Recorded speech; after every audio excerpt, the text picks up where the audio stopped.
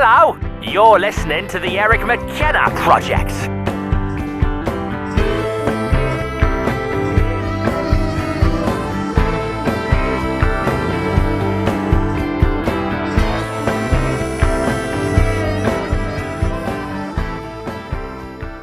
Right off the bat, welcome back. Thanks for having me back. Absolutely. Hopefully it's a regular thing. Yes. This is episode number 2 for you. Yes. I guess we should probably just get the uncomfortable stuff out. Let's do it first, because I think we'd be remiss not to get an update and find out what's going on the plagiarism front with you. Yes. We're going right at it. Yeah, we are. So what's happening? So with the first one, because now there are 2.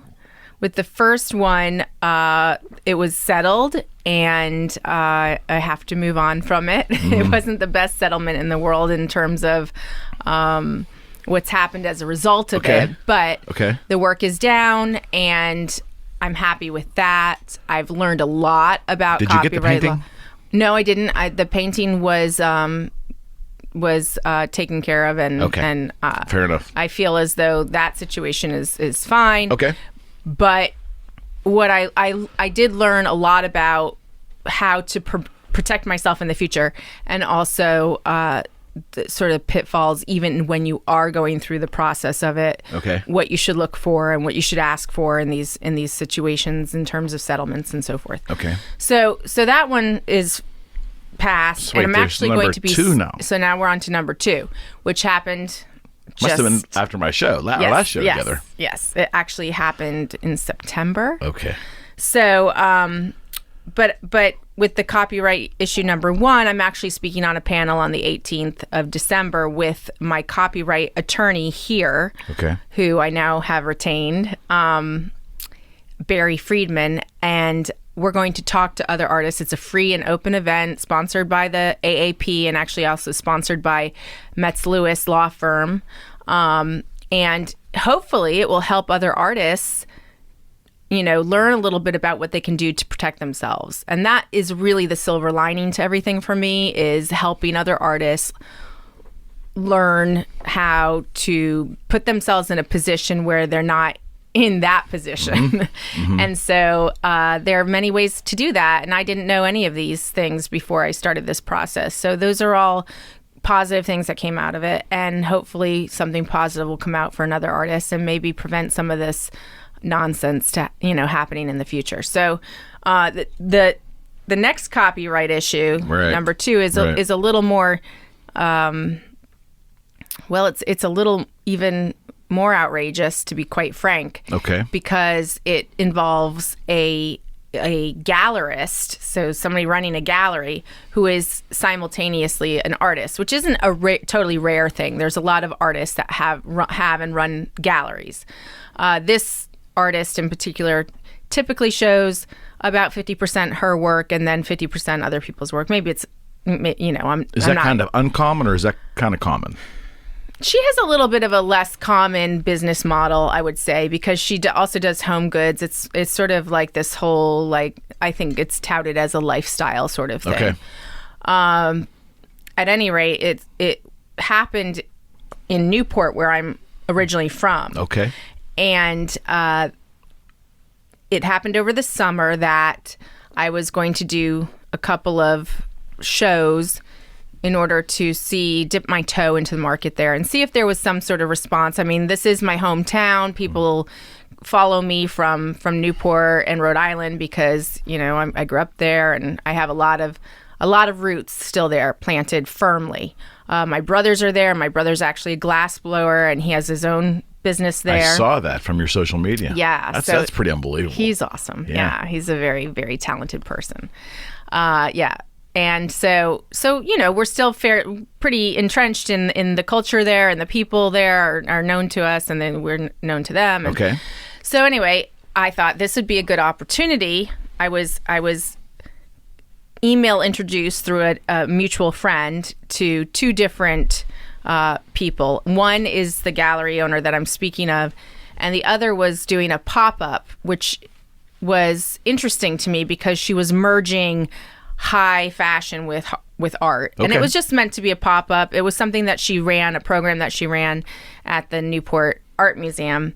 And this was an extension. And what is a pop-up exactly? So a pop-up is generally speaking, it's like a concept that somebody might have in a non-permanent space. So you rent the space for some period of time. It's not intended to be long running. It's supposed to kind of have a little hype to it because it's popping up and then it will go away. So it's an event. It's an event, but it has, there are various forms of pop-ups. Pop-ups can be one night, but pop-ups can be 6 months. It can be, for instance, a good example would be all of the pop-up bars that come around during seasonal times. Like I just heard today that there's going to be like a Scrooge themed bar. Right. So that will be up, but obviously not past the holidays because that doesn't make any sense. So these are short run because they're concept driven. Yeah, right. Anyway, sorry about that. That was pretty good. Once in a while, I'll get one in there. So they're short run because they tend to be concept driven, and the concept should be sort of like something to think about, but not necessarily long term. Vision. Okay. So anyway, this. I was planning on doing the pop-up with the second woman, and the first woman that I was introduced to was the gallerist, and I thought, well, maybe I could have some work there, and that would be good because that would be more long-term, and it would kind of last beyond the season. It would last beyond me being there, and that would be interesting. Whereas then the other thing was going to be while I was in Newport, I would have this work in her pop-up, and that would, So at any rate, I brought the work to Newport, specifically 2 pieces from a series that I had done called the Floor Details series, which took me a very long time to develop. You brought them from Pittsburgh to Newport? I brought everything from, yes. And it's an undertaking. Yes, it was.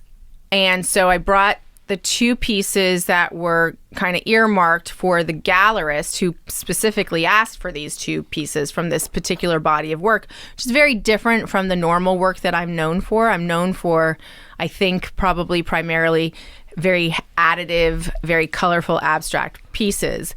And this series is done on raw linen. It's very, very minimal. You showed them to me. Yes. At the gallery. And so it's very... It's very minimal work, and it's different than the other work. I think there is definitely a balance between the 2 because the floor series is based on droppings on my studio floor and what that looks like, and the idea of how remnants and things left behind have significance and meaning and beauty to them, and it all kind of trailed back to the fact I wanted to talk about my experience in my previous studio because it was a very important time in my life and I didn't want to just leave it behind. So the way that made sense to me was to develop this series based on that particular floor that I worked in.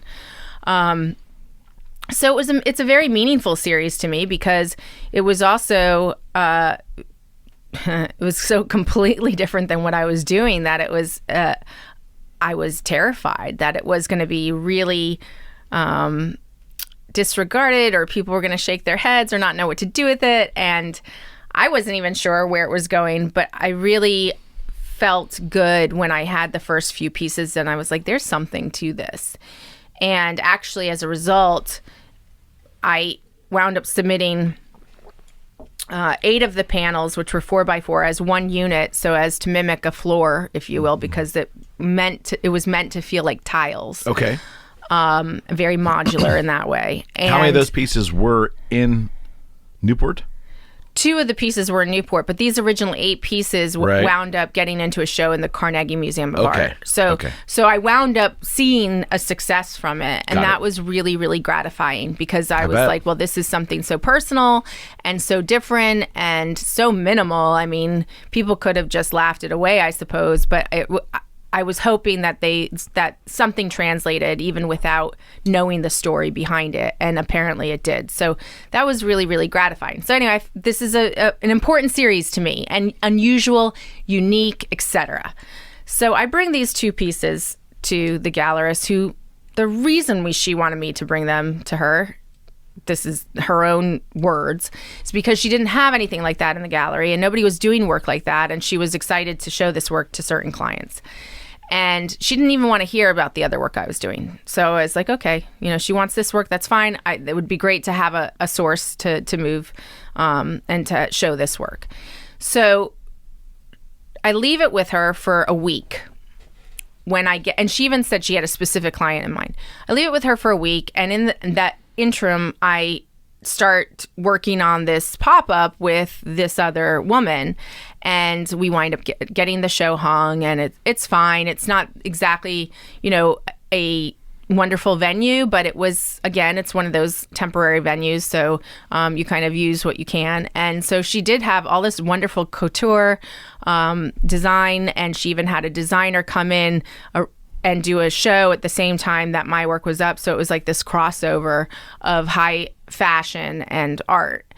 And so she started publicizing this show, and the other woman decided, and I'm sure she decided before, but I don't know. Don't want to speculate. But she calls me up and she says, "You need to pick up your work." And I was like confused. And she said, "I didn't know that you were going to be showing at this pop-up. And that's a conflict with what we do here. We want to show our clients exclusive work, etc." Well, first of all, a lot of the work was very different. But secondly, the same woman / artist had just shown her work in the pop-up right before me. So I didn't see the conflict of interest, okay? But I'm not going to get into it. So I said, "You know what, that's fine. I'll come pick up the work. But before I do, could you please show it to the clients that you said you had in mind?"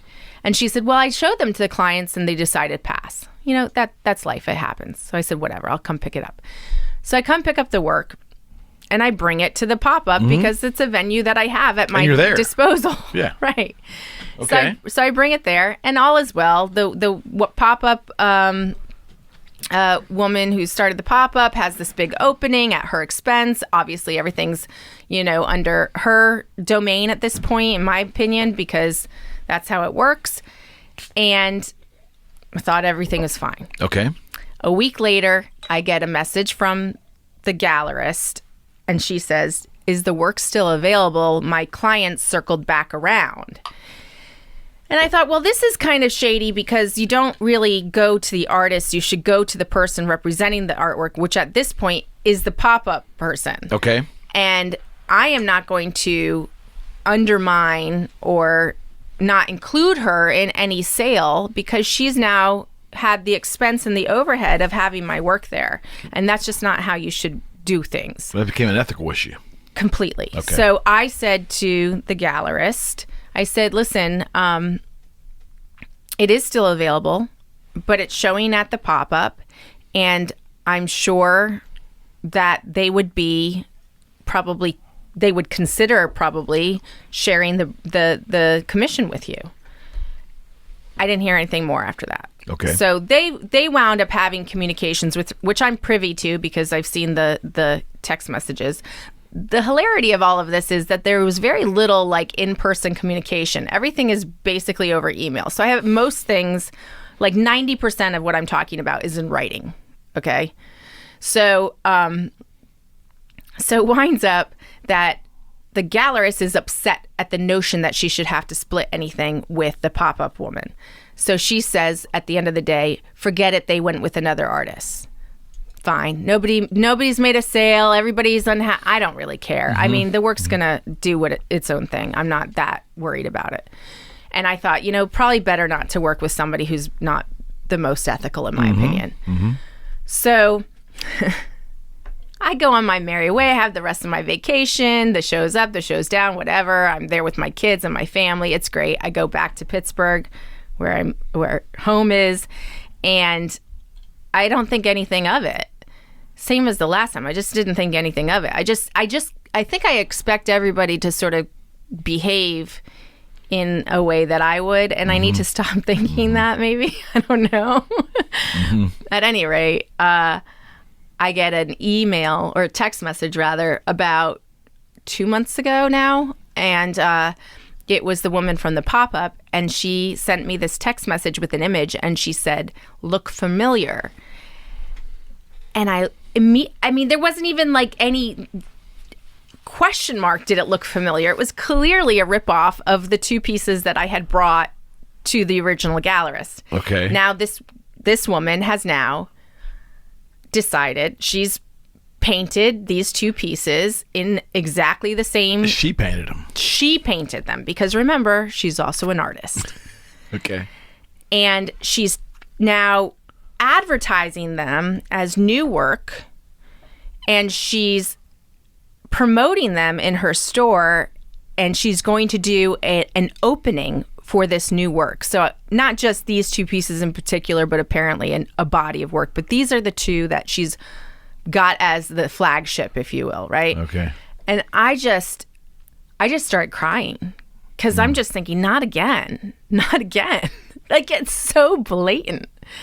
And I show it to my son because I was actually waiting for my other son, and we're parked in the car, and I'm looking at this thing, and I showed him the picture, and he said, "I'm sorry, Mom." And he patted my shoulder. I was like, this is just insane if my 13-year-old doesn't even have to ask the question, And so the kicker for this is what she titled them. So there are 2 pieces. They're the exact same size. They're exact same materials. They're definitely trying to be this body of work. Mm-hmm. And the one she named the cost of doing business number 1, and the second one was the cost of doing business number 2. Sounds a little vindictive to me. It was amongst the theft. It was a direct shot. Yeah, no question. Direct shot. And so wow.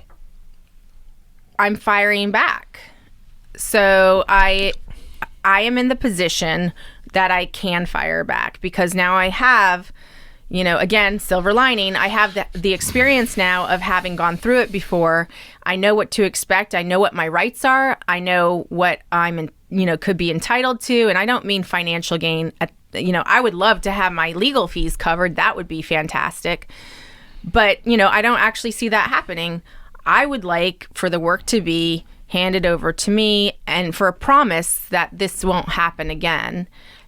I think that's fair. Mm-hmm. It would be fantastic to get an apology, but, these things are not usual, I guess, as it turns out, that people don't like to,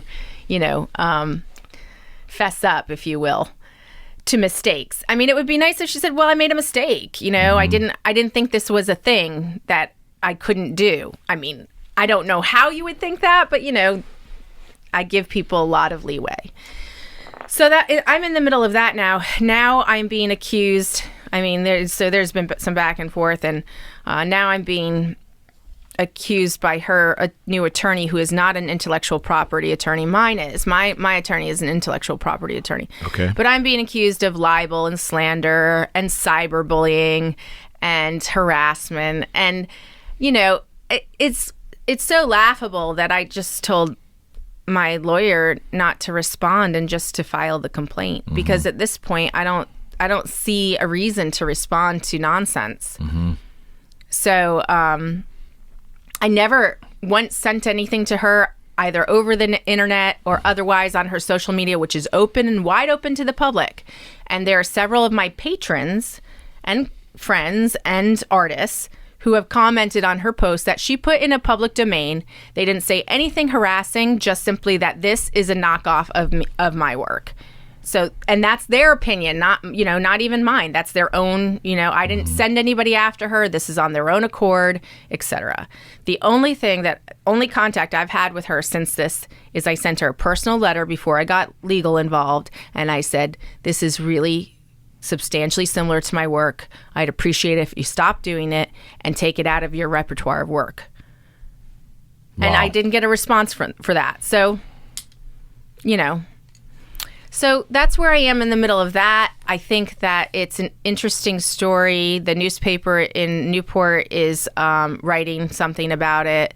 And I think if something gets filed, because it has to get filed in federal court, then probably more papers will pick it up. Mm-hmm. And I think it's important. I know it seems like for some people it's a silly thing And if you saw the artwork that I'm talking about, you would say, well, anybody can copy that. And that is so completely true. Anybody can actually copy anything. Right. But that's not the point. The point is that it didn't originate from you. It's not your intellectual property.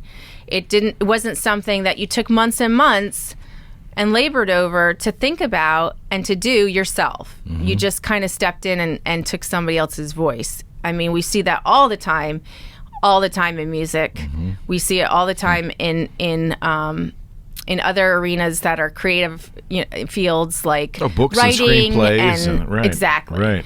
It happens all the time. Poetry. And it never makes it any better that it happens all the time, just because it happens all the time. And I think that people don't really consider that in the visual arts. And I think the reason being is there's so little gain to fight it. I mean, it's an expense. It's so expensive. You have to go through the federal court to fight any of this. Like, if you're talking about a song, let's say, that's made it to the top of the charts and making all this money, there's a real, there's a financial reason to go after that. But for the most part, we're talking about artists whose work is selling at, maybe, let's be generous and say it's $3,000. Going to federal court is tens of thousands of dollars. And so people don't do it.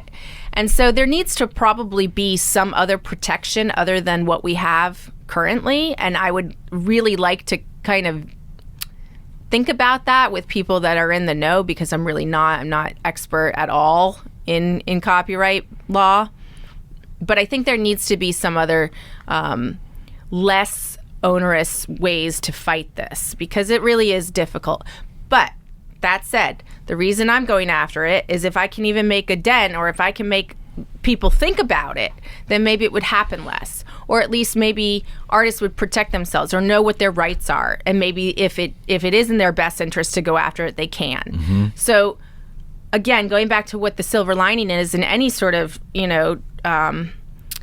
conflict, it's what can be gained education-wise from the experience, and what can be passed on, and what can maybe be used going forward to better the situation. And that's what I hope comes of this. And that's my goal. It sounds like you're vested in the concept of protecting your own. I'm vested in the concept of protecting my own, because it also protects my clients. It protects the intrinsic value of your work. All of it. Right. All of it. Right. When your patrons think that anybody's going to be doing it and it's just going to devalue what they've invested in, that doesn't help anybody. It certainly doesn't help my practice. And if you want to monetize it, it's definitely detrimental to an artist whose main income is coming from the work that they produce. And so I have to protect that at all costs. I think it's really important. It's important to me, and it's important also to me for people to understand that they're not going to just get away with things. Where do you think this culture of, I'll use the word theft. I mean, some folks might not grab onto that, but let me tell you where I take it back to. I think theft is fine. Talking with musicians, that's where my background is.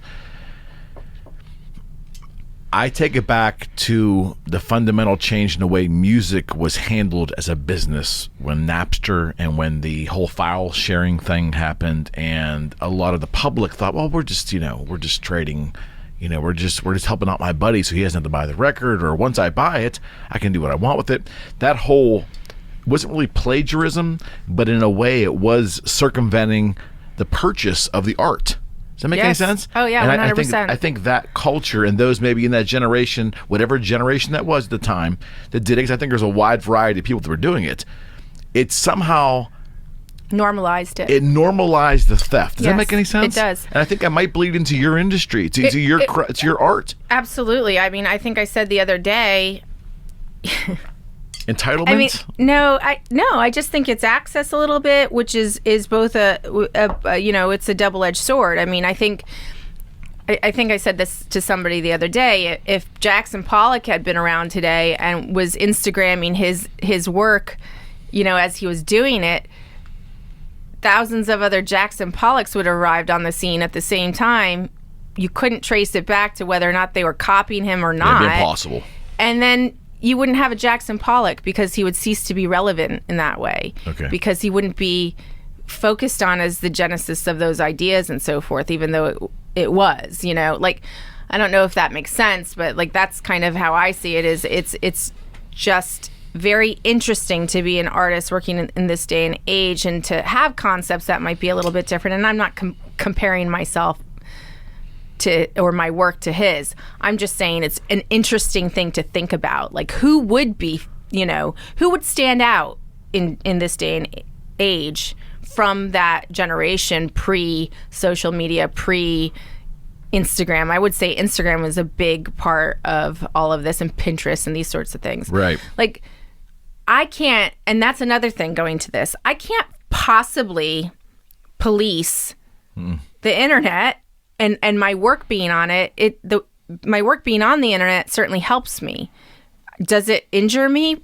I don't know. I wouldn't know, because if somebody's coming out with work that looks like mine because they saw it on Instagram or somebody pinned it or whatever, I really can't say, because I have no way of proving that. Mm-hmm. So when I'm focused on these copyright cases, what's so important about the two that I'm focusing on is there's a direct relationship between what they did and their communications with me. Right.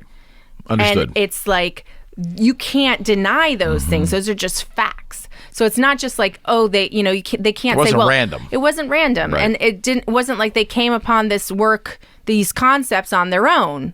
And so that's the nut of these Okay.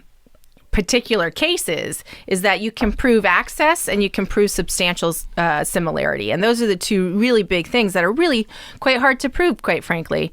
I mean, I think probably a little bit easier in music, because, you know, there's definite... That's more finite.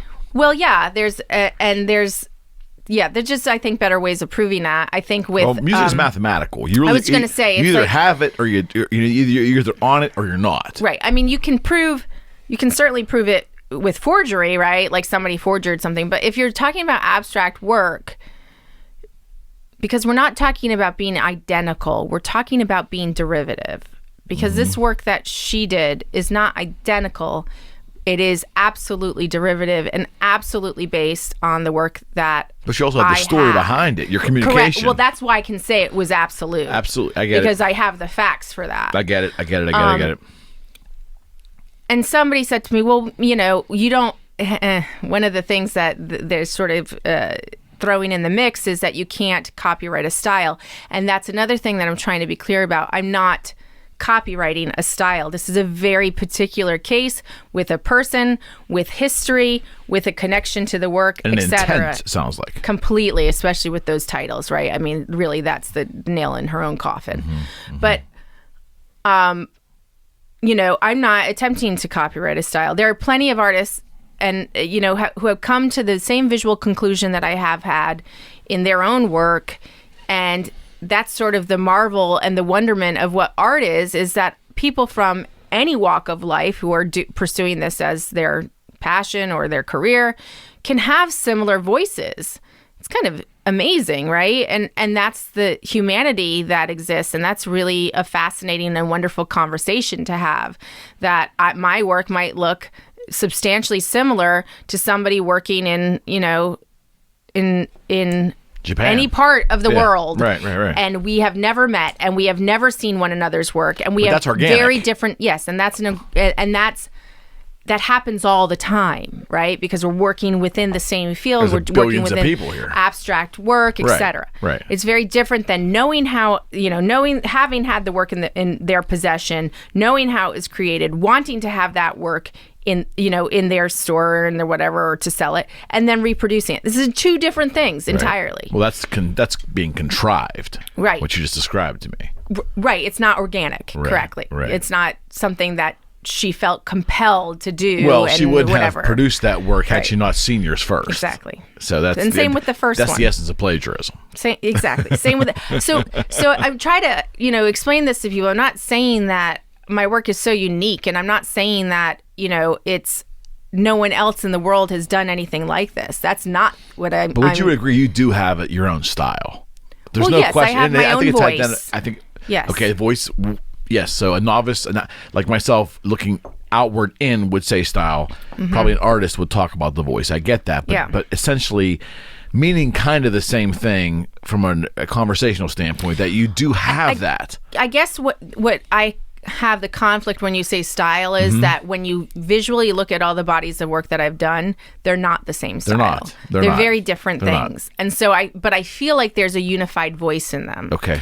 And I would say that the only series of work that is a huge departure from actually seeing Mia's hand, if you will, would be this work on linen that I've done. Right.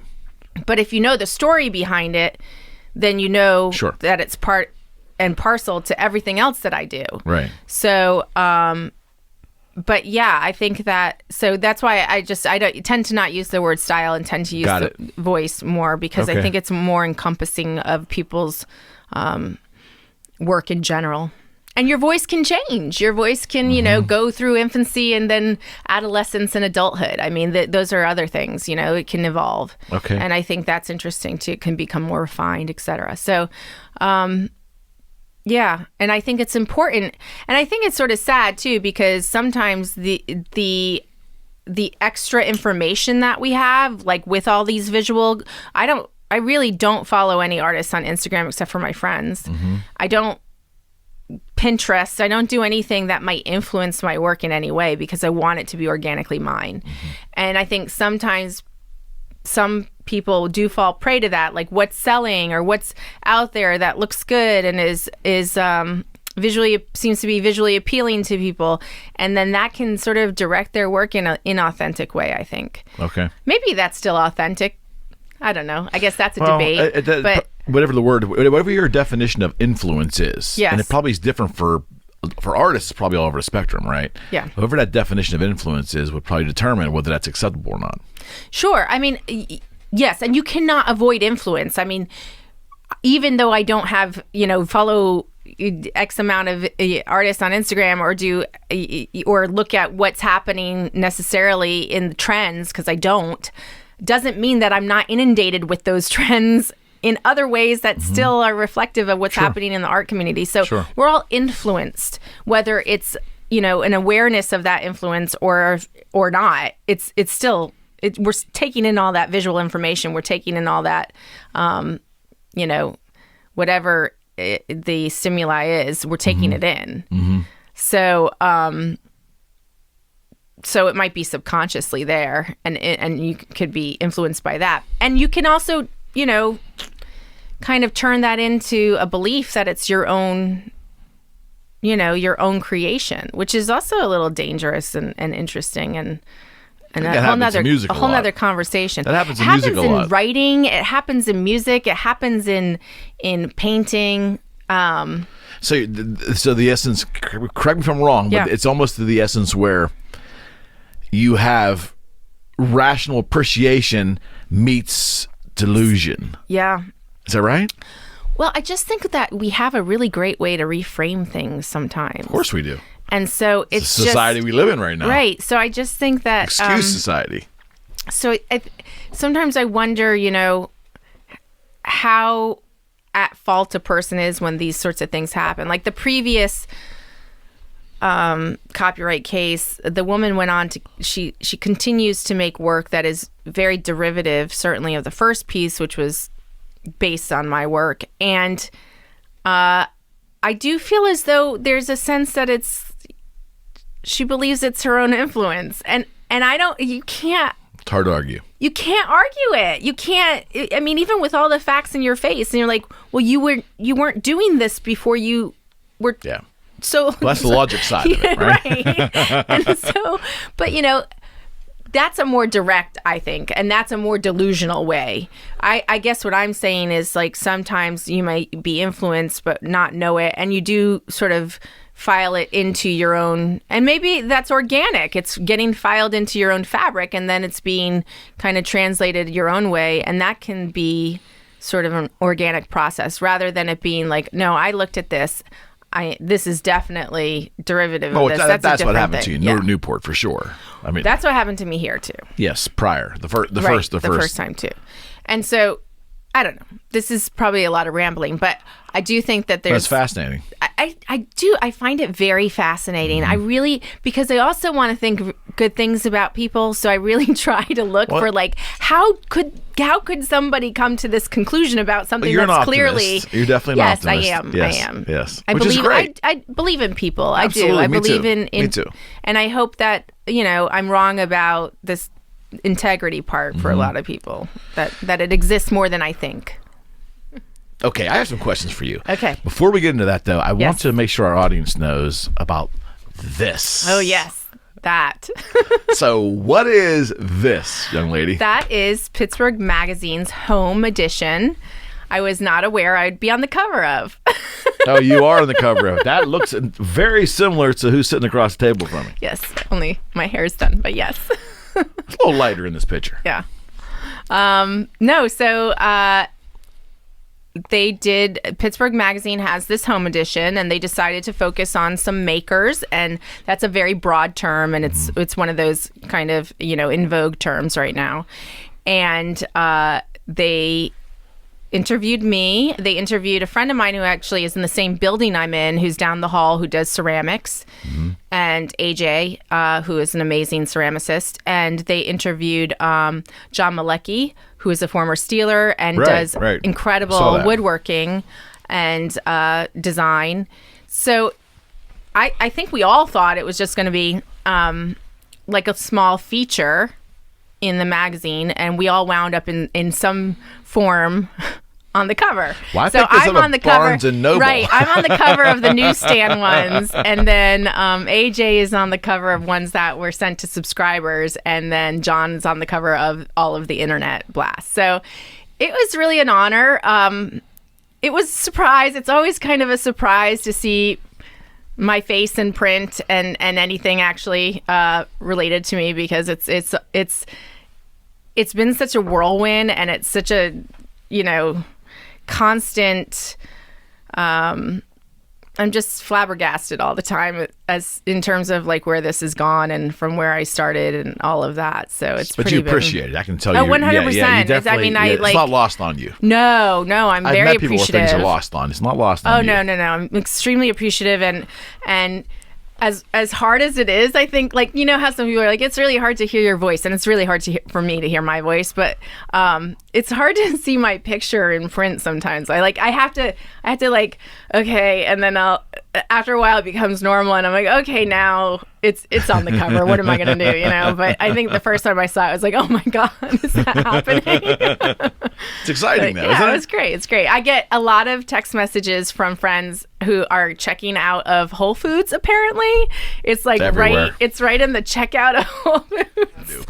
But very cool. That was good. Yes. You should be very proud of that. It's a nice article. I think they did a really nice. Yes, they did a nice job rather with the articles, I think, and I do like the spread that they did with the picture of me working, because I think that's.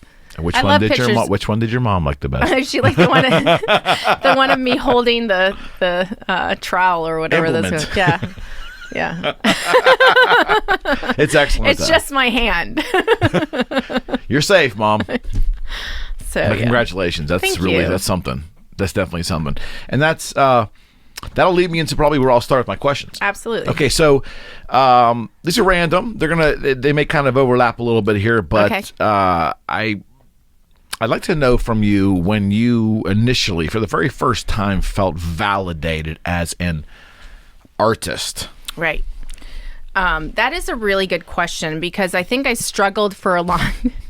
Well done, sir. Thank you. I struggled for a while with even the concept of myself as an artist. I grew up in an art family. Both of my parents went to Rhode Island School of Design, as did my younger brother.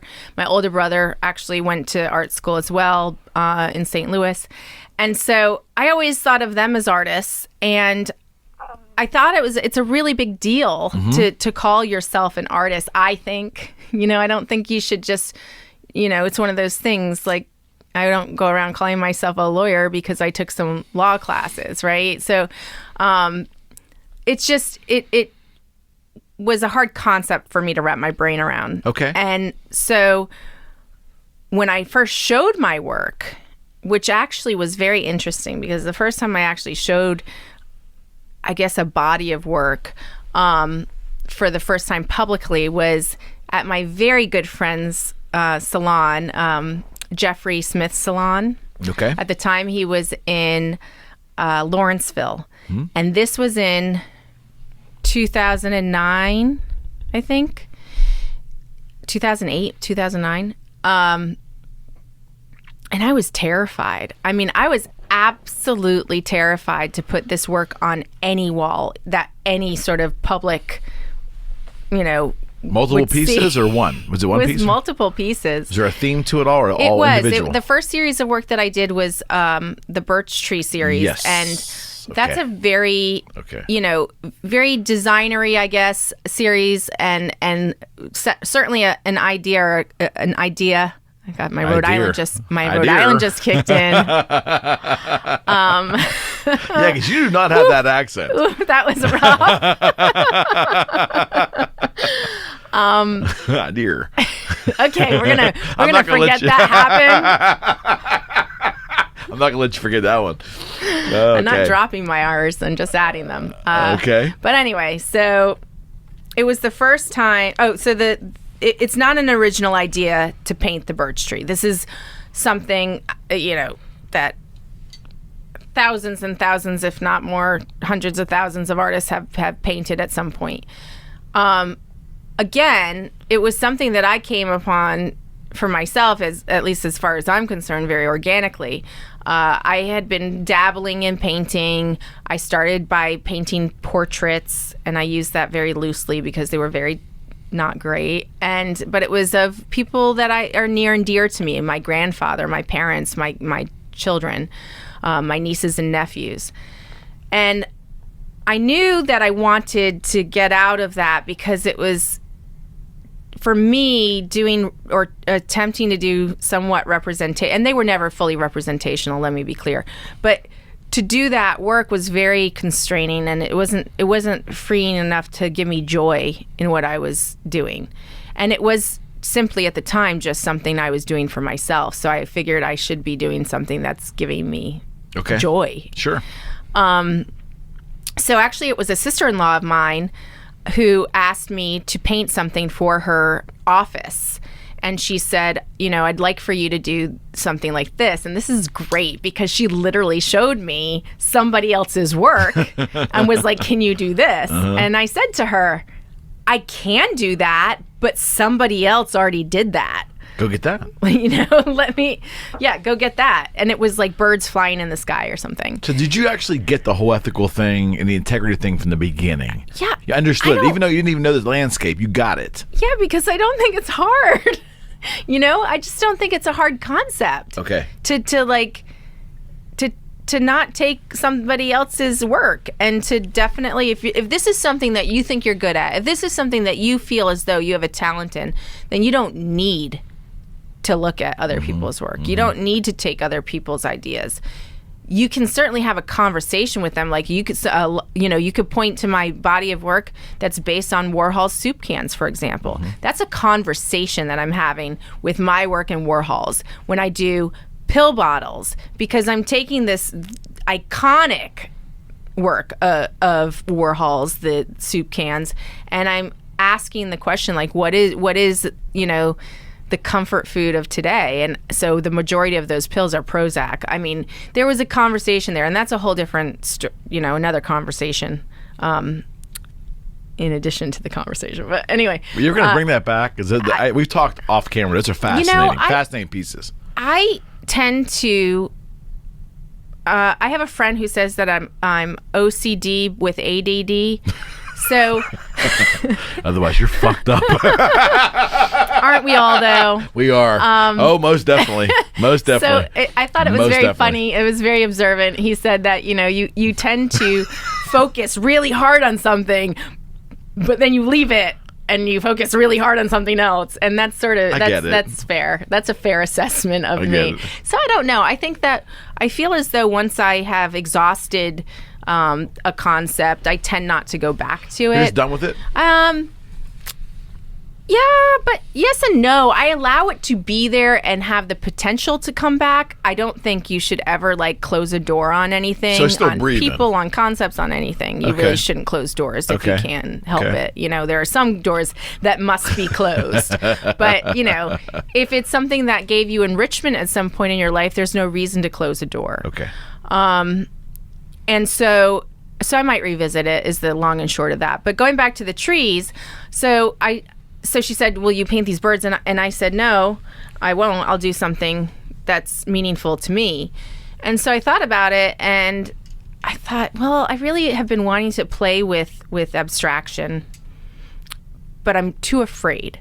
So I need to have something literal within that abstraction that kind of balances the two, so I feel grounded, but I also feel like I'm experimenting with something.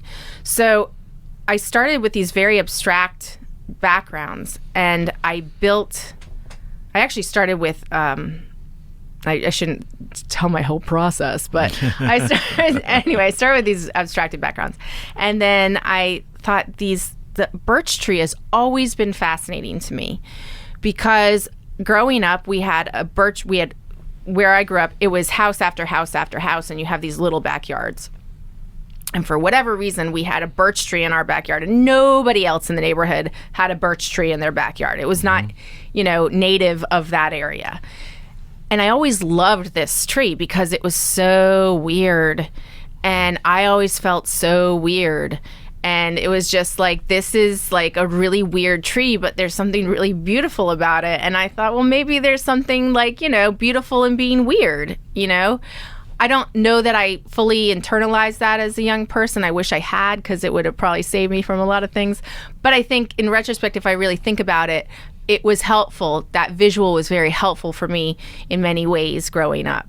That being unique is kind of awesome, And so this weird tree in our backyard was sort of the jumping point for being able to start something that I was uncomfortable with, this abstraction idea, but then also keeping it kind of close to the heart and representational with this idea of the tree. So that's how that series started. And I'll tell you, when I gave her the first piece, I almost didn't give it to her because I was so embarrassed. I didn't think it was good enough. I didn't think it was, I thought it was amateur, and I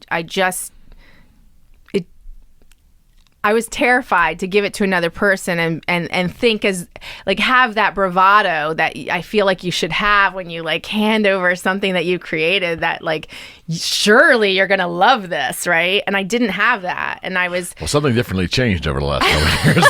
Oh yes, I'm full of bravado now. No question. No, but so I gave it to her very, very sheepishly, and Can't picture that. Oh, Can't picture that. Yeah, I'm a very different person. Well, it's funny. I'm more myself as a child than I am myself as 20 years ago. I would say. Okay. But so I gave this piece over to her, and she fell in love with it. Instead of it making its way to her office, it made its way to her home and above the mantle. So clearly it was something that she enjoyed and the family enjoyed, and that was very gratifying. It still wasn't validating per se. It was gratifying, and I thought, well, I really need to explore this. And in the exploration of doing this tree series, I explored abstraction, and I learned how to move paint, and I learned the various about various tools you could use. In fact, when I made hers, I made it with credit cards, old credit cards that were flying around the house. I don't know. We had a lot of credit cards. Probably better use of them than actually using them, right? And I realized that I really liked that rigidness of the edge of the card, and I often use tools that provide that rigidness. Right. I use paintbrushes too, but I do like that rigidness of the flat edge. So the first series of work, and I'm going to go full circle now, that I showed at Jeffrey's salon was this tree series. And once again, when I was hanging the work, very like I don't know. Do you feel naked in front of a bunch of people? 100%. Because that's one of the questions I have. I don't anymore, but I used to. Okay. I think that's something that you become comfortable with over a period of time, and you start not caring when people point out your flaws. Okay. I think when you first put it out there, and don't get me wrong, I always feel like I'm completely exposed in these situations where my work is being presented, but I care less about my flaws, and I care less about the people that are willing to point them out, because at the end of the day, it's just one person's opinion. It used to be when I first showed that it was so biting anytime anybody had something negative to say, that it was a condemnation of myself and of not just of the work, but it was really like invalidating me as a human being. And I don't see it that way anymore. And I think that a lot of artists experience that, and I think it just comes with age and with time that you start really seeing the clarity of what it really is. When somebody's criticizing you, sometimes it's actually really good. It's great sometimes to hear productive criticism that may make you think a little bit about your practice or what you're doing. And sometimes it's useless, right? Sometimes completely, but you begin to understand and see the differences in those things. And while it doesn't always translate into confidence, I still have my moments. I just did a talk actually at the Westmoreland for the AAP, and I thought I was going to choke on every word that was coming out of my mouth, because sometimes I still can go back to that place where I didn't feel confident. And it's not because I didn't feel confident about the work or anything like that. It's just that sometimes, your brain can play tricks on you, and you can, and it's good. It's humbling. It's very humbling to go back to that place. Okay. And I think that's a good thing. Recently, well, you may have just given me the answer, but recently, have you been revalidated? Oh, I didn't really quite give you the answer about when I got validated. So yeah, when did you originally get validated? So I had this work on the wall at Jeffrey's. I know, I'm so long-winded. We do loop around a lot. I'm so long-winded. No, we loop around answers. a lot in this show. So I had my work at Jeffrey's, and I wound up, one of the pieces I wound up submitting to an annual. So the Associated Artists of Pittsburgh used to have this annual at the Carnegie Museum every single year. Now it's less frequent, but it used to be every single year. Okay. And it was a big deal. And there's so many submissions. We're talking about anywhere from like 500 to 1,000 submissions of work are entered. And there is a outside juror from wherever place they decide to get the person, who comes in, doesn't know any of the artists or any of the background, and they just simply look at the work and they say yay or nay, and it boils down to like very, very few pieces. So it's usually 10, maybe 15% of the work is selected. Sometimes under 10% of the work is selected. And you are able, with your submission fee, to enter 2 pieces. Mm-hmm. This is how lacking in confidence I was at the time. Okay. I really felt that only one piece that I had done up to this point was worth submitting. You only submitted one. I submitted one. I could submit 2. I could have balanced out my odds there, but I was like, no, because this is really the only piece that I felt like, okay, this I feel confident That's honest. about. And it got into the show. And so within a year of me starting the work and my sister-in-law asking me to do something, within a year, it may have been like 8 months, I went from working in my, and I did work at my house for a while, working in my dining room, to hanging a piece in the Carnegie Museum of Art. And that it's quick. Was validating. I bet. That's very validating. That was validating. I still felt sheepish, and I still felt, and I think a lot of artists feel this way, I felt like a fraud, because I was like, there's no way that when they put this on the wall, they're not going to regret the decision that they put it on the wall. Like, I just felt like there was, there's all this, emotion and anxiety about it.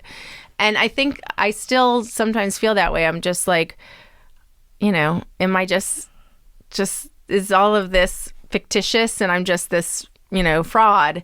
And I think that's a good thing to have. I think it keeps you from being too convinced that you're that good, Okay. you know.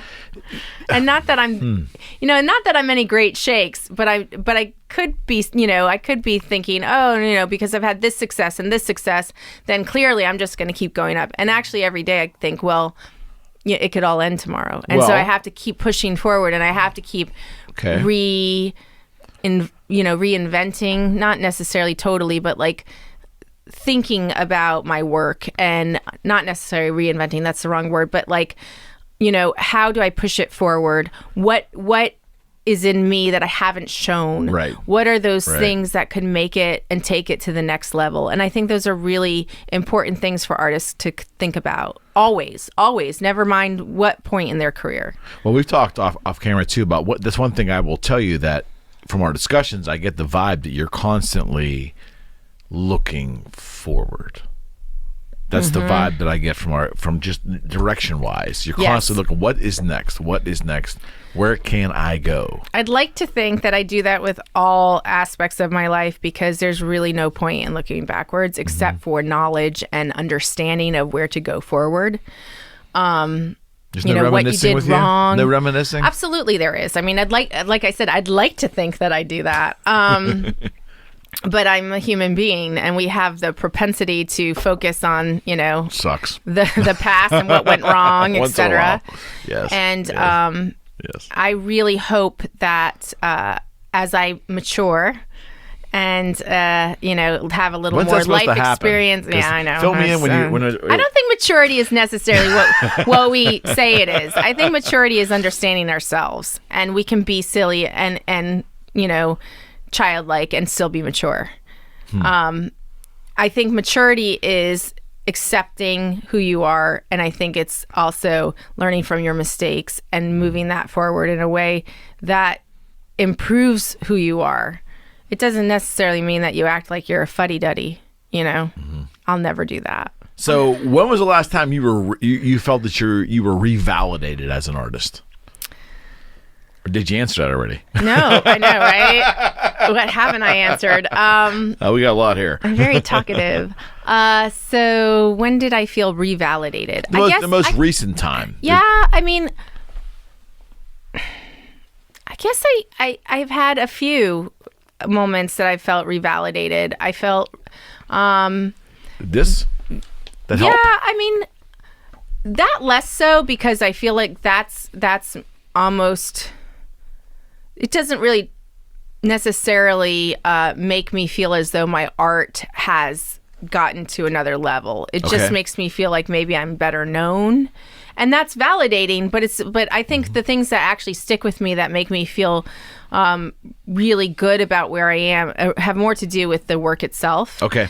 And so I think that when I was in 2014, when I was nominated and then awarded the Emerging Artist of the Year, that was incredibly validating. Right. I also looked at it as an opportunity to really push the limits of what I was doing, and I think I did. I did a 62-foot painting that covered 4 walls in the Pittsburgh Center for the Arts. I did rooms full of the pill bottles. It was, maybe some might think, disjointed, but in my opinion, very much consistent with one another, in so much as, and I don't typically talk about politics or personal issues in my work, because I feel as though the work is very expressive as it is. But this show was definitely focused on not all mental illness, specifically depression, something that I have suffered with since I was a child, or I don't even like the word suffered with. It's just something that I deal with and have dealt with since I was a child. And it was a way for me to sort of talk about how I internalize it, what I do for myself, how I express it. And so the work was both the abstract work, which I feel as though is very emotive and very much telling of where I am mentally as I go into the studio and work on those pieces. And then the work that was specifically designed to talk about depression and medication, and how we kind of comfort ourselves. And it wasn't I wasn't putting down medication. I think it works for a lot of people. I have been on it. It didn't work for me. And it was sort of a little bit of me railing against that, I guess. But at the same time, I appreciate how many people it has helped. So there's no judgment, but it's a conversation, right? So I especially wanted people to see the scope of that. And so I did, after Warhol's 100 soup cans, I did a series of 100 pill bottles. And then there was 100. Yeah, there were a lot of them. It goes to show you how many actual medications are out there. Well, yeah. So it was based on the fact that not only it wasn't only based on the medication to treat depression, but also anxiety and other forms of mental illness. And part of that series that wasn't included in that particular show, but later came out also in another Carnegie show, was I did paintings with peanuts and snakes and bananas, because I wanted to also kind of talk about this vocabulary of mental illness. And I thought it was very, very simple. Nuts and bananas are just like two words that we use that are synonymous with somebody being a little off the rocker, right? Right. And then the snake has always intrigued me because it's such a powerful image and it evokes a lot of things, but it's also part of the symbol for health. Yeah. And so that's odd to me, though. 'Cause yeah. To me, I view a snake as being almost manipulative, right? Well, it's an interesting and powerful image, and I think it conjures up a lot of different things for a lot of people. Okay. And for me, in terms of this particular series, I used it as as being associated with health. Right. But then also playing off the idea that a lot of people see a snake as being this sort of, they have a visceral reaction to it as being dangerous and being, the opposite of being. Mm-hmm. And so I played with that with the peanut and I don't think I ever did anything with the bananas and a snake, but there were a lot of peanut and snake paintings that were released at that time. But again, that was one of those series that just I expressed what I needed to and what I wanted to, and I moved on from that when I felt like I didn't need to be there anymore. Okay. The snake is since revisited because I'm thinking about putting it in a painting that I'm doing right now, and I enjoy the fact that I can take something from that experience 5 years ago and revisit it in a different way. At my last studio visit, there was a painting that was almost in pieces, I thought, on the different canvases that was a snake. Yeah, it was one piece though. What you're remembering is that I had drawn the snake out on a piece, like a clear sheet of, I don't even know what the material is, because I got it from a store that was going out of business, and I've draped it over the canvas because I want to make a stencil. So that's why it felt like it was in pieces. I'm still debating that. I mean, I think it's interesting. It's one of those things where I love the fact that my studio practice consists so much of me exploring my own thoughts. And yes, there's a commission element to it where I do work on a lot of commissions also, but typically I get to go in there and really express what I want to. And that's really important. And I think that even when there's some constraints with a commission, that liberty and freedom to work within the whatever kind of concept or material that I want to work with kind of trickles over into those. And so I think, and I hope that when I work on a commission, it doesn't feel, again, back to that organic thing, it doesn't feel inorganic. It feels as though it's something that I've sure, allowed myself some freedom in doing. That brings me to, it's a great segue to this question, and that is, what's your thoughts on labeling? We've kind of talked a little bit about it last show, but not much. In terms of themes, like you're described often as, in the press or whatever, as an oil abstract painter. Mm-hmm. But see, when I go to your studio and I see the embodiment of at least what's available to see, that is a big part of it, but not everything. Sure. So my question is, I think it's better to term artists in general who work in this And I guess actually it's better for every artist to decide what they want to be termed as. But I would say that I prefer visual artists because it affords me the opportunity to work however which way I want to, which I don't feel restricted one iota by the fact that people just call me an abstract artist. That's fine. I don't really care what people call me. Right. I won't be restricted by that. You know, I will do whatever I feel as though I want to do in my studio and visit and revisit whatever I want to at whatever time. What's the word theme mean to you? In the way you do your practice? I just feel like it's a little restrictive, I guess. I really don't like shows that are themed, for example. Although, so help me understand that's not even true. I don't know. Well, maybe I know. What do you mean by that? Well, oftentimes there will be themes for shows that you can submit to, and so they'll tell you it's like, you know, I don't know what would be a theme. Well, is abstract a theme? Yeah, in some cases it can be. It's a broad theme. It's a very broad theme. You know, some shows, I mean, they get pretty specific. Could be like the bridges of Pittsburgh, and that's the theme. Okay. And then artists would render something that would, or if it's their part of their practice, typically, then they wouldn't have a hard time, you know, submitting to that. But yeah, I always guess I struggled a little bit with like themed shows. But then again, I go to some themed shows and I really like them. So okay, okay. You know, I'm not going to hold myself to any definite on that one. Okay. I just tend not to like to submit to themed shows. I will say that. Do you feel too constrained? Yeah, because I feel like, what does it mean? I mean, unless it's super specific, like I said, like this isn't a bridge, but like, what's a bridge?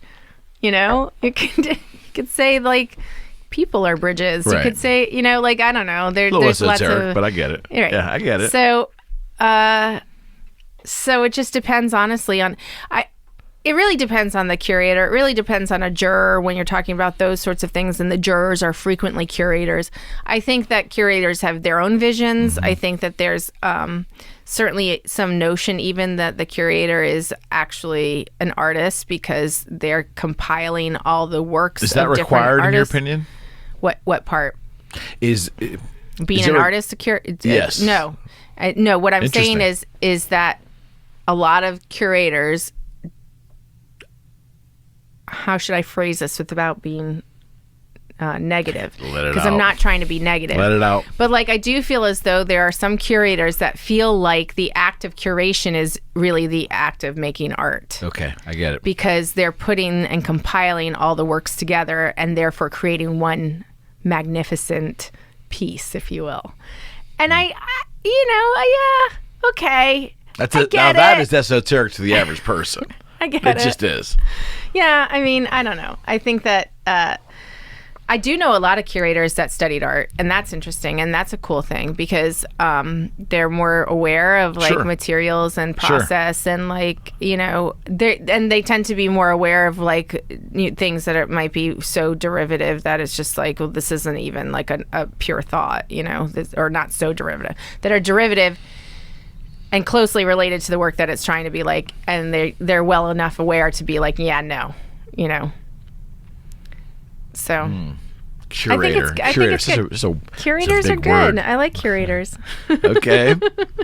No, they tend to be really awesome people, quite frankly. No, I get it. Obviously, they're appreciators of art. I'd imagine in your field, a curator would be someone that really has appreciation. Extremely knowledgeable. I mean, to be a curator at any sort of high level requires often, you know, that you have a PhD in art history or some higher learning for sure, or extremely long-term and significant experience in the field. So I do have a really, really you know, profound respect for curators that are doing it at a high level. That are real curators. Yeah. I mean, I couldn't do what they do. Here we go. When do you feel vulnerable as an artist? Well, we sort of touched on that because I think that, you know, I do think of vulnerability as being like, you know, you're exposed, right? And you're naked to that sort of, and How about at the beginning of the process, though? If you have an idea to do something. No, I don't feel vulnerable at that moment. Okay. I actually feel very, very free. Have you always felt like that? Yes. Okay. I love a blank canvas. It's extremely gratifying to stretch and gesso's the primer, to get it to the point where it's blank and you're just like, now what? It's like anything's possible. And then as soon as you put a mark on it, less things are possible, right? And that's kind of interesting, because then it starts to like become this thing that isn't just you. And then in my experience anyway with painting, oftentimes there becomes a point where the painting itself is sort of directing me in the way that it needs to be completed. And I get the question a lot of times, like, when do you know it's complete? Yeah, we talked about that. Yeah. So if you didn't catch the last podcast. Yeah, but how hard is that, though? No, it's very easy for me. You just know. I think, for me, know. I get sick to my stomach if I think about touching a work that is complete. And I think we also said, like, have you ever sold anything that's not complete? I have. And I've had time to think about that since the last show. And I will tell you that when you say that you would get sick to your stomach at the thought of one more like speck of paint being put on that picture. It's really hard, I think, for a non-artist to really grasp that. Someone who does not, do this. Someone who doesn't maybe not have that mindset. Well, okay, so then let's go to. No, I think you probably do. It just needs to be rephrased, perhaps, or reframed. And I think oftentimes we just call that intuition. Like, when do you know that the guitar, that shape of the guitar is just right, or that color that you've added with that. There's an intuitive. Okay. And I think that it might sound funny when you talk about abstract work because it's abstract work, and there doesn't seem to be an end or whatever. It is still intuitive, like, and I think somebody practicing within whatever profession or creative field that they're in, I think you develop that knowledge of knowing, yourself enough to say, yeah, I know this is done, and it's intuitive. That's really basically what it boils down to. So this might be insightful to those who are not an artist or never even drew anything, even like with pencil. When you're doing something, and let's say you're creating a painting, whether it's 18 by 24 or like 7 feet by 30 feet, okay? When you're applying paint there, is your mind a little ahead of what you're doing, or is it really being experienced and driven as it's actually happening? Sorry if that's a little esoteric, but I'm saying... I'm very in the moment. Like, what does that mean? What does that mean? I am very much just usually applying paint and not knowing where it's going. Now... That's so hard to grasp. I sometimes will know... so hard to grasp. I will sometimes know if there was a predetermined sort of like visual. Okay, so when I did the piece for the NFL owner in Miami, yes, I had sort of a map, if you will, of where I was going with it prior to doing the big piece. That was the 7 feet by 24 feet. I knew the overall concept. So there was some predetermined things going into it, and I think because they were predetermined as I was doing it, I was thinking like, what's the next step? So I think there was like some of that, but typically I have no idea. And especially when I'm working on a new series, what happens when I'm working on a new series is interesting, because I often think I do have an idea, and then something goes terribly awry. And I'm like, do I work with that or do I pitch it? And I'm proud to say that I try to work with it. I say that I'm proud to say it because I'd like to think that the message I give my children is like, don't give up just because the one thing didn't go wrong, right, or as you expected. Like maybe it will turn out better. Okay. And I guess that's maybe Bob Ross's sort of theory on life is the happy What is it? Little trees or something? No, little the clouds? Happy Mistakes or Happy whatever. Mistakes or wait, is that right? I don't know. It's something like that. Beautiful Little Mistakes? Or? No, we're botching this completely. I don't know. I didn't watch that show much as a kid. A lot, but I watched it enough to know what it was, and he did bore me as well. Yeah. Also, I didn't like the paintings. His voice was so warm. Well, I didn't like soothing. the paintings. Well, it was all landscapes and funny little trees and all that stuff, right? They didn't make little me puffy happy. clouds. Yeah. I guess. Good point. It was the hair, right? Yeah. No, but he's very inspirational, and he did say some things that are genuinely good. And I think one of them is like to persevere, really. I mean, that at the end of the day, that's the term, right? To persevere. Right. That you have to like push on beyond what you thought was going to be the outcome. And when it changes, you have to just redirect yourself and keep going. And I think that I do that a lot especially with new work. Like I really do try to let go of the ego, I guess, to some degree, and let it be, something that... It's so hard for a non-artist to understand some of that stuff. Like, do you think in colors or texture? I think a lot in color. I see a lot of things in color. Okay, so what is your favorite color?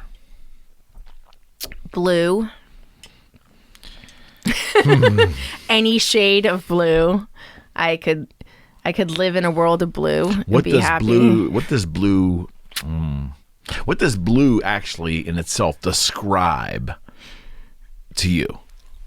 I don't think it describes anything. I really do think it goes back to childhood. I think it goes back to this sort of freedom and escapism that I would have by the ocean, and that, the sort of vast, and it's not super blue in New England. It's that deep, deep blue. It can occasionally be lighter, but that sort of, and the sky meeting that water, right? So you have all those blues. I wouldn't know from Pittsburgh. I haven't seen a blue sky in like months. We haven't had such bad weather here. It hasn't been terrible. Come on. It's gray. Every day's gray. It's all gray.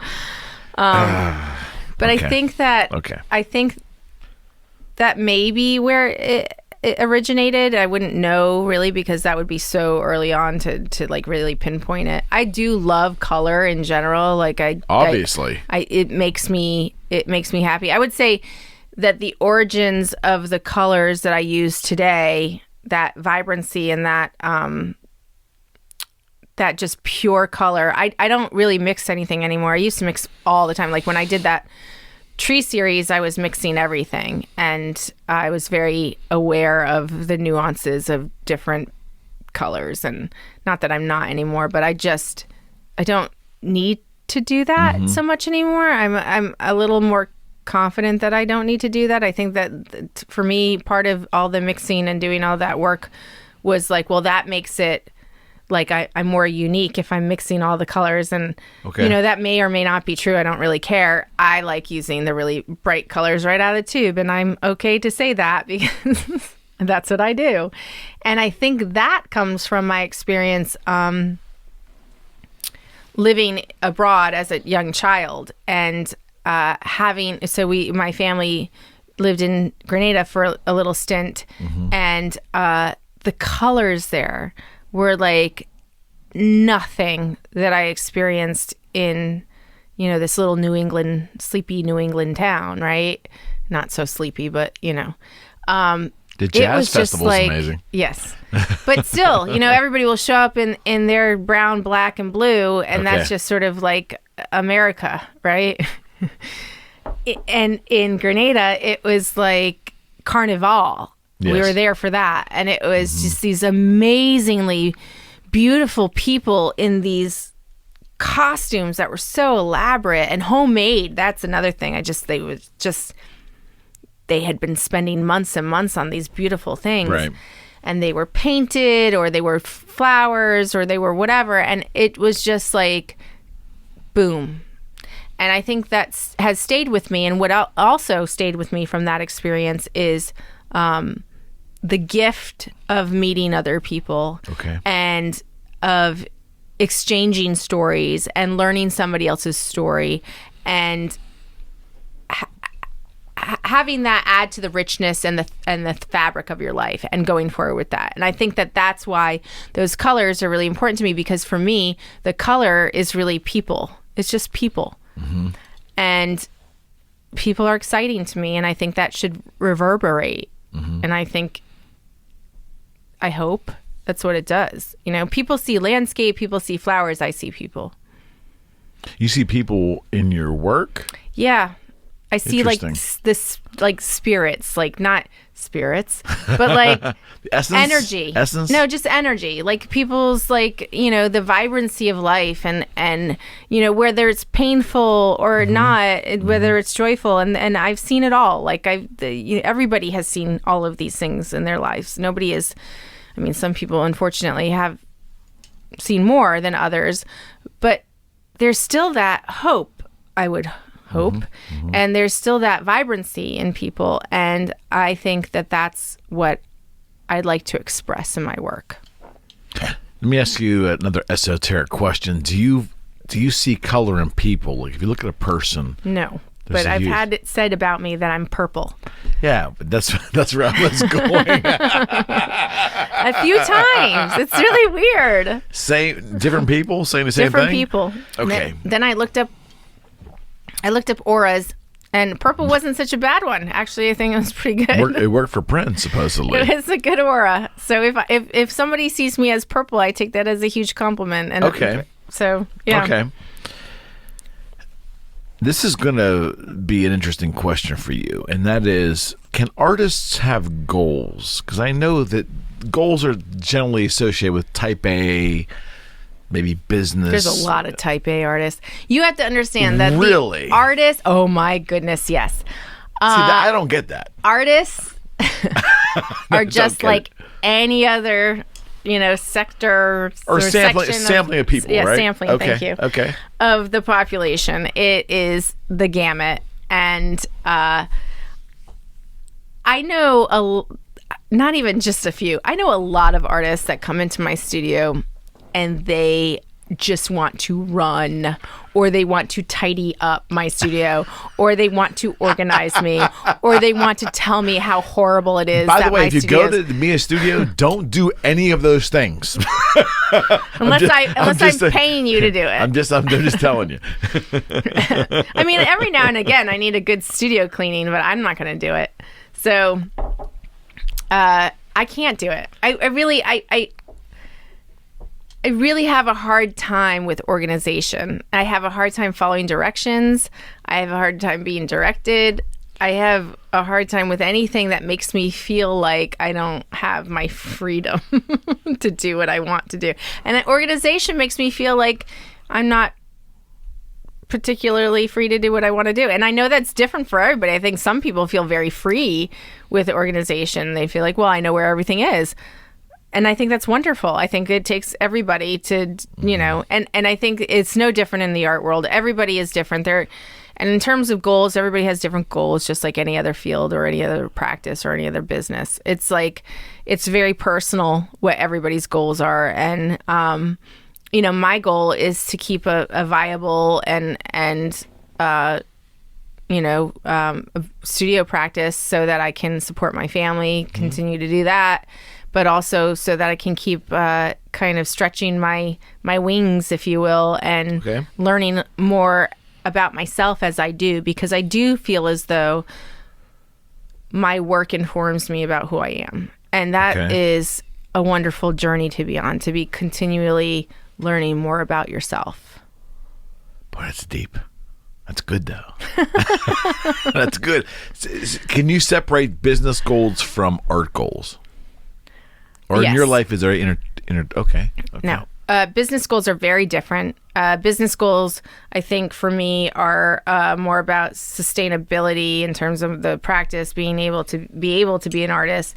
What do I have to do to keep that going? What do I have to do to support my family?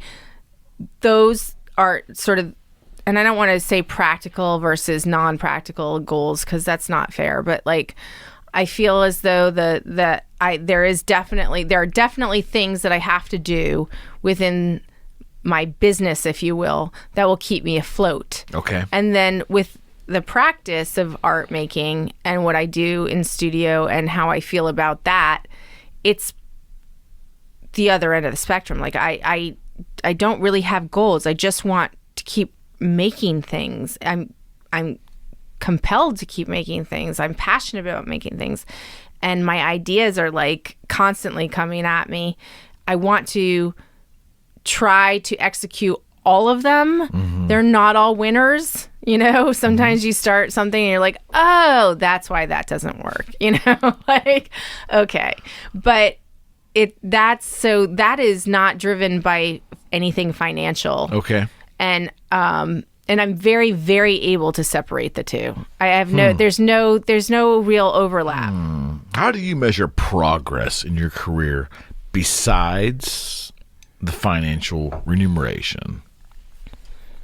Or is that the only... I think that's interesting because I think that would be a marker, right? Because you're making more money doing what marker. You do. Yeah, no, I mean... You have to continue, right? I mean... Yes, but is it really progress? Good point. Or is it just that more people know about you and your prices have gone up because more people fame want is not, you? Fame does not delineate progress, right? No. Okay. I think that demand is not necessarily progress. I think that progress is something personal. Huh. And interesting. I think, it can also come with failure and you can still be progressing. Failure, I mean, in terms of like maybe commercial success, right? Okay. I don't mean in terms of like, yeah, no, you really screwed that one up and you shouldn't look at it as progress. I do think that you can't look at the monetary feedback as a mirror to your validity. Wow. Could you repeat that? That's pretty good. You can't look at the material. No, I'm sorry. You can't look at the monetary. I don't even remember what that I was good said. though. You can't. It was good. That's pretty damn profound. That's profound.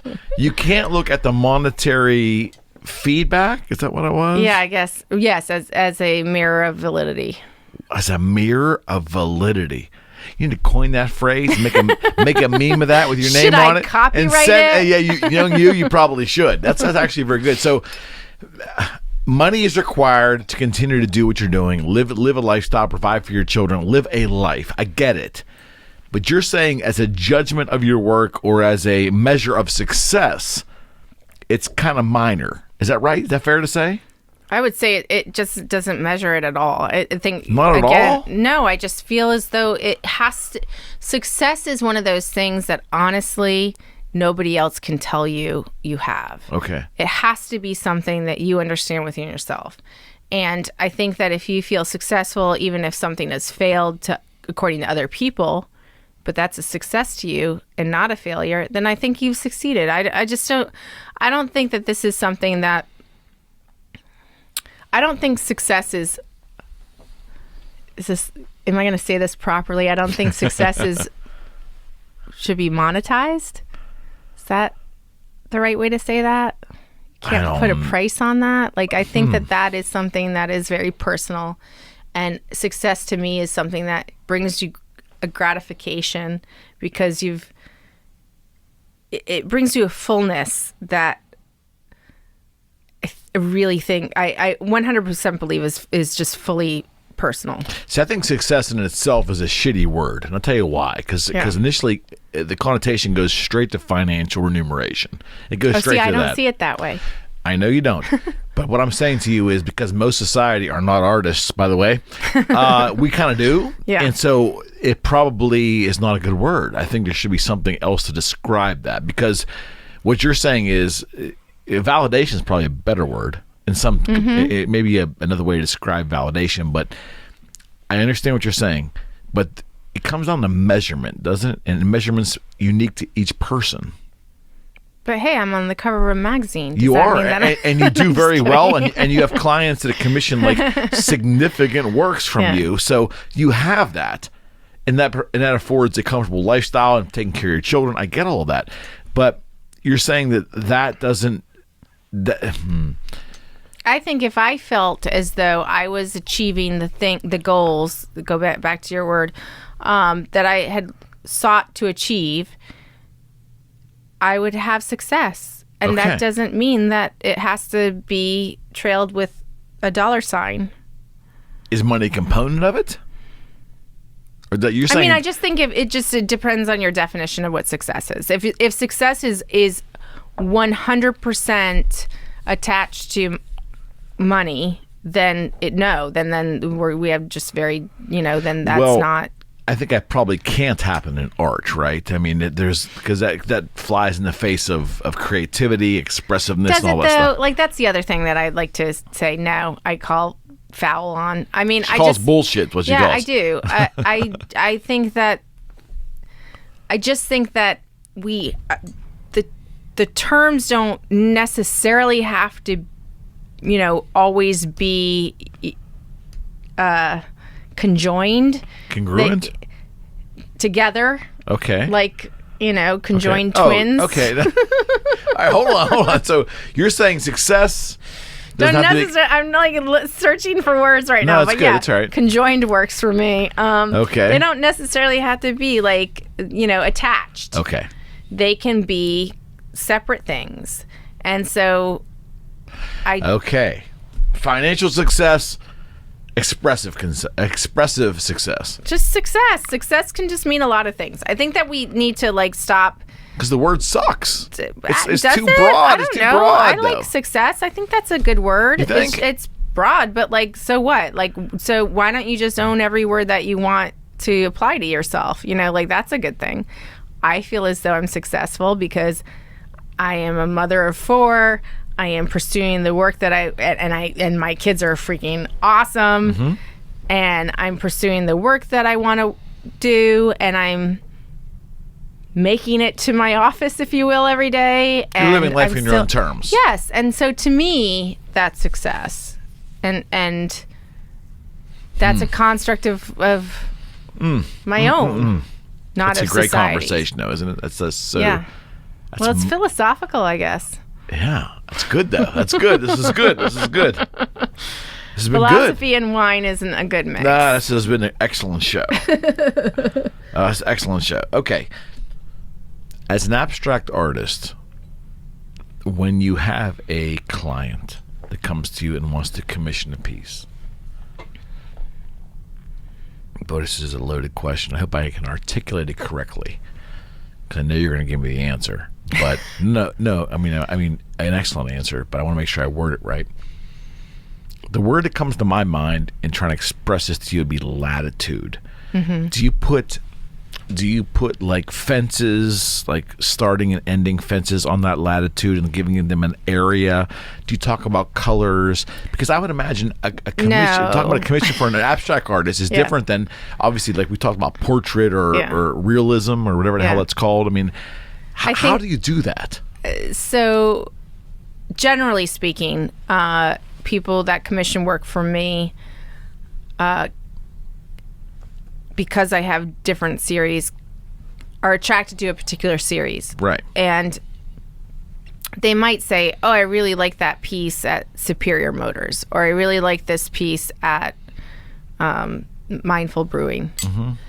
And that's great, but I'm not going to repeat my work, so are you comfortable with me doing something in the series that I have developed over the decade plus that I've been doing? That's the latitude, right? Yeah, and so I really don't think, aside from one client in California who was like very specific about different colors, and that wound up not working out. Okay. I did not like working with those parameters, and I thought, this is not something that is genuine at this point. So that didn't go, but I've never had an issue other than that one, working with commissions and working with clients.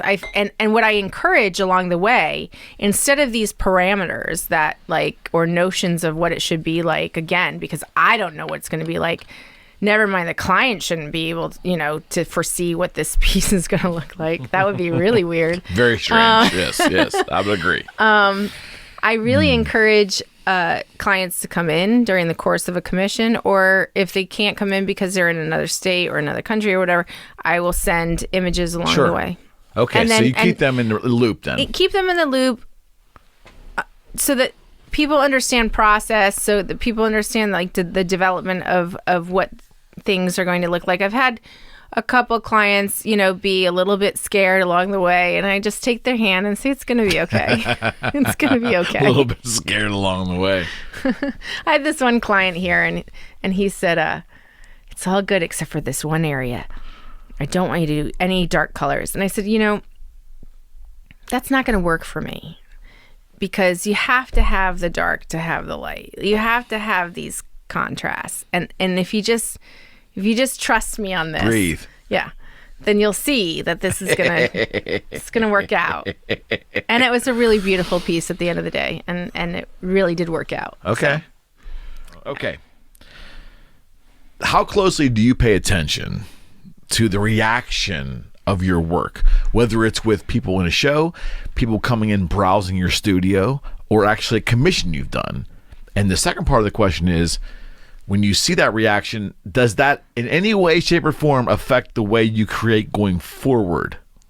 That is a very good question. Thank you. Yes, you're welcome again. Once in a while, I got a well good nail, done right? Again. I try.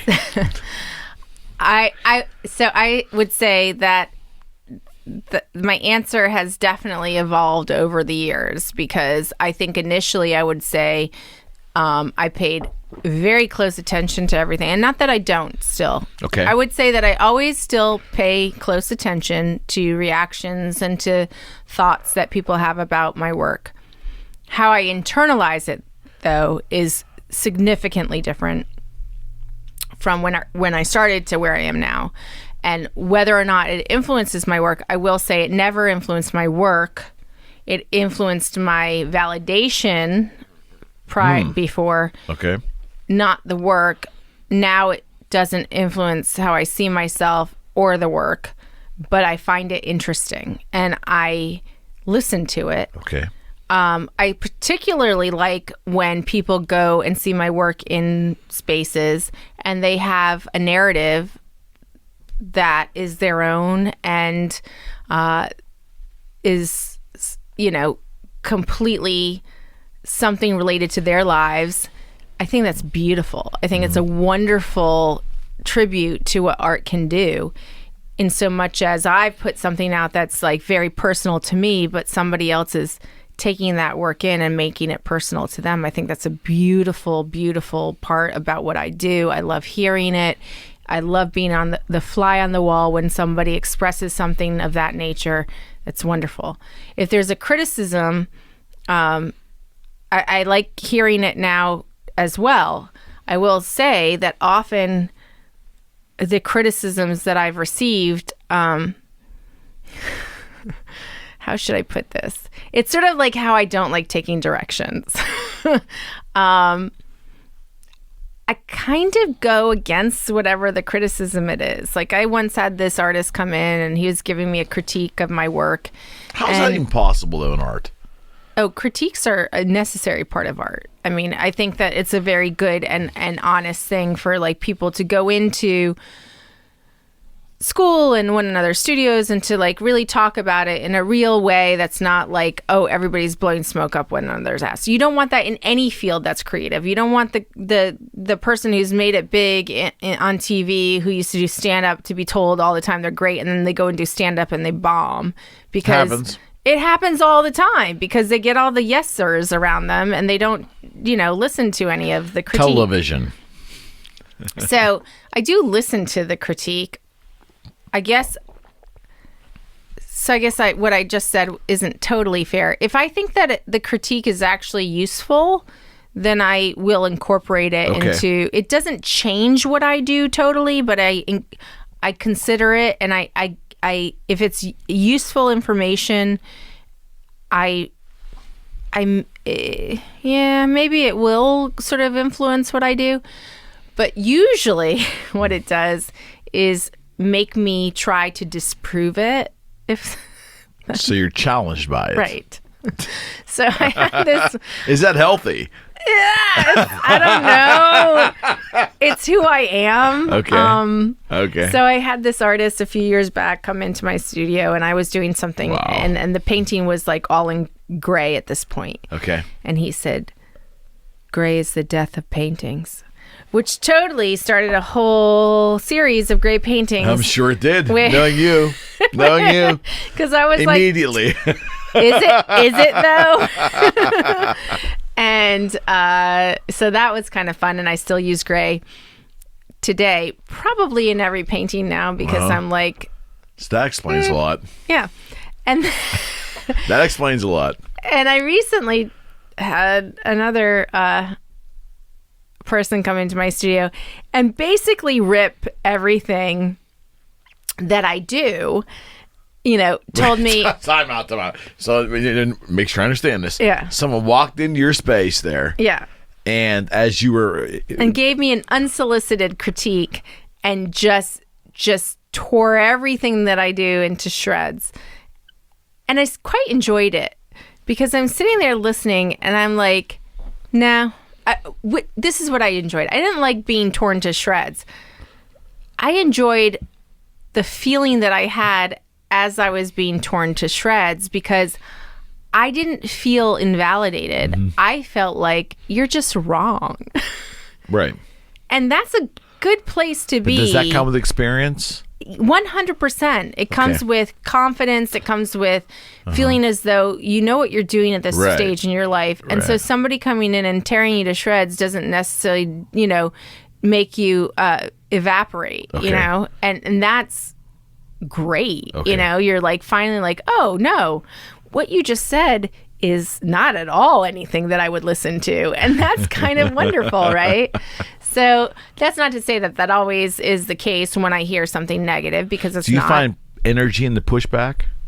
Do you get energy from the pushback?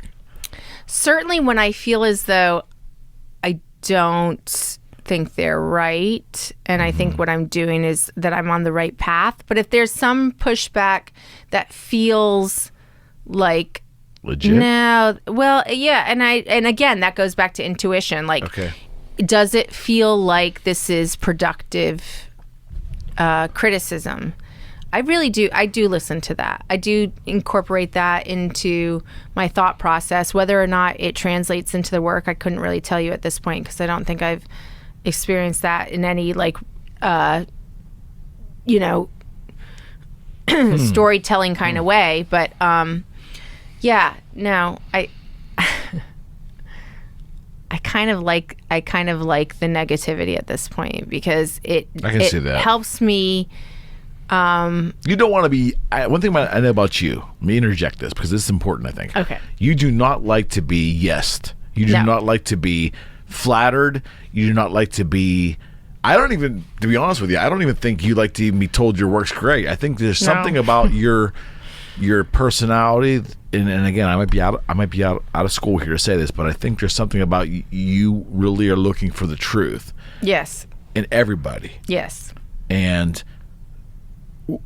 even this guy was giving me the truth. I still was like, well, but I don't see it that way. I agree with it, but you want the truth, though. Yeah, and I wasn't unhappy that he was telling me all these things, but I was also kind of more happy that I was very secure in what I was doing. And that comes with experience. Yes. Yeah, I would think so. And success to a certain degree. Well, again, what is success? That word. Yeah. Validation. I think the experience is very interesting, because I think confidence. How's that word? Confidence? Right. Well, and confidence and experience, I think, tend to go hand in hand, because when you keep having to do something that you're uncomfortable with, you eventually normalize it, and it becomes your experience. Like, I used to not be able to speak in public at all, and as a young child, I could. Yeah, it just shows, right? Yeah, but as an adult, I couldn't. Understood. Because I was riddled with anxiety and all these other things, insecurities, and I would force myself to do artist talks, and I would force myself to be in a position where I had to be sort of exposed in that way. Okay. And as a result of continually doing the things that made me uncomfortable, I became comfortable doing it. And I think that that's just experience. I don't think that's success. I think that's just, comes with time, and it comes with effort in doing it, and not to just run away when that situation presents itself. It's probably easy to do, though. I mean, you talk about standing naked in front of an audience. When you paint something and you present that. Yeah, but it's actually fairly easy to run away. You don't have to give artist talks. You don't have to have people in your studio. You don't have to do any of that. So you choose to put yourself out there. I always say,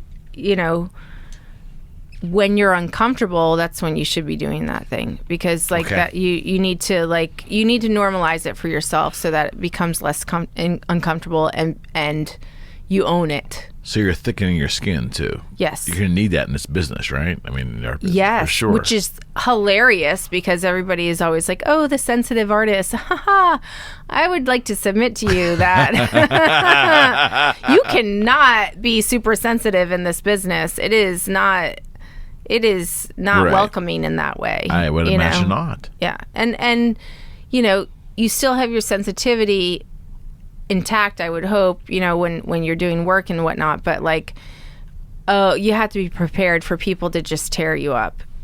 Really? That vicious? Oh, it can. Yeah, absolutely. Have you never walked through a museum and people just laugh at something they see? I've laughed, but not harshly laugh. But I mean, things don't make any sense to me. I'm like, right. And somebody put some part of themselves into making that. And so if they were the fly on the wall, that would be very hard to take, Have you walked through your exhibits in galleries anonymously just to hear stuff? Well, I'm fairly anonymous, even though it may seem like not in this town you're not. But I'm saying, have you done that though? Have you because I've been privy to a lot of things that people have said about my work that have not been glowing, and it's just okay, it's hard. It's hard to hear things, when you put your heart into something. But at the same time, it doesn't petrify me anymore. I read an article once, and I don't know if it's valid or not, but I read an article on Salvatore Dali, and he talked about the word angst a lot. I don't think I have angst anymore. Okay. I do feel as though that is something that is, and that's just that's all, semantics and how we think about words and perspective. Interesting for me, word though. It is. It's a great word. In so much as it's for me, it just I immediately go to that place in terms of where that is. And to me, that's adolescence. I just think of angst as being very, fair enough. Rooted in that stage fair of enough. life. And I guess in that way there, that's interesting now that I'm thinking out loud as I do. I would say that in past times, and I think this is still true of a lot of my work, I've often described the process of it as there's this infancy in the work where it's all new and there's all this freedom and all these possibilities. And then sometimes the work goes into this adolescence, and I always attach the notion of angst to that, because when I say adolescence, I tend to think conflict. Okay. And I tend to think aggression back and forth, and so with a painting, if you will, I consider the painting working against me at that point. It's not doing what I want it to do. It's rebelling in that way, and that angst is there. And then I think of it passing beyond that and coming to its adulthood. And so I do think of a piece as having at least 3 cycles, maybe even more. Is there a frustration in starting something and then getting into it a bit? I don't know what a bit is to you, a week, a day, a month. I know you walk away from things and come back. It's fascinating to me that you do that, but you expressed that to me prior. Oh, yeah. Years sometimes. Wow. Yeah. So you start something with an idea, or maybe not an idea, but you feel something, you start something. And then you get to a certain point, and maybe there's a lot of women hours in there, and it just goes nowhere, and you set it aside in a stack you showed me in the studio. In the timeout zone. Is that still frustrating? Is that still frustrating for you, or have you made peace with that? Oh, I'm fine with it. Is it frustrating? It's incredibly frustrating. Don't get me wrong. Still? Always. It's interesting. Incredibly frustrating. But I think the worst thing to do, I think what I've learned over the course of the years is to stop pushing it when it's incredibly frustrating. Okay. And to be able to walk away. And I think, again, that comes with, like, you know, experience and getting to where you are. Is like knowing when to walk away, because you just can't do anything about that thing at this point. It's not to walk away forever. It's not to discard it. It's not to say, okay. And by the way, I've discarded a lot of things that just like have no hope. But things that are like, okay, this is going somewhere. It's just not where I want it to go right now, and I need to walk away from this. And I'm able to walk away. And some of the best pieces that I've done are those that I have been able and managed to walk away from for even as many as 2 years, and then revisit and say, now I can deal with this. Now I know the answer to the question that I had, or I know what the direction is that this painting is asking me to go in. You know, all things being equal, not artist advice, the best advice based upon your life, your career, your experiences at this point in your life. What's the best advice you can give to another human being? I think the best advice is to be forgiving of yourself primarily. Mm-hmm. Allow yourself to make mistakes. Allow yourself to learn from them and not to be held back by those mistakes. Not to imprison yourself with those regrets of mistakes, but rather to learn from them. And I think that was something that was really impressed upon me as a child, and my mother still today would probably give that same advice, is to forgive yourself. And in turn, when you can do that, then you can be very forgiving of other people. And I think that's really important, because everybody is flawed and makes mistakes. Mm-hmm. And I think that's something that we, as the culture evolves and as things become more immediate, is forgotten along the way, is that we are not immediate. The technology may be, but we are a little slow to the starting point, right? Like, we need some time to reconsider our actions, our thoughts, who we are, and to allow that leeway for people and other people outside of ourselves, and to allow that leeway for ourselves is really important. So I think that would probably be the forgiveness. Best forgiveness, yeah. See, and the next question I had was the best advice you ever given, but you might have given me that. Well, that was my mom's advice, and my mom is the queen. Yeah.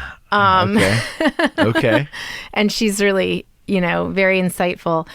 I think the best advice that I received as an adult that wasn't from my mother was from my therapist. Okay. Who,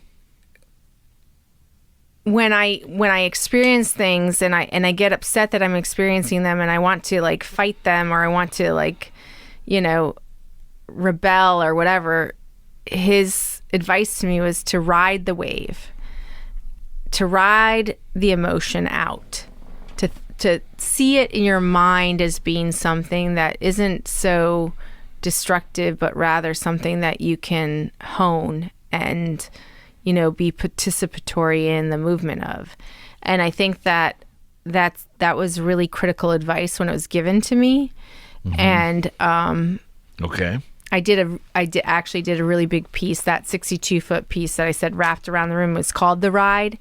And The Ride? It's called The Ride. And to express the moment of impact, even of an emotion hitting the surface, and then how one might be able to sort of see it through to fruition, and whatever the outcome might be, but to be accepting of that.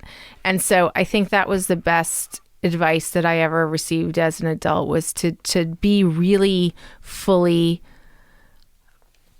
part of the emotion and to see it through, and not to fight it, not to fight whatever that is, not to fight grief, not to fight sadness, not to fight joy, not to fight any of the things that we're typically like inclined to fight because of our history, right? But just to see those emotions as they come into our lives as a wave, and just to see it through.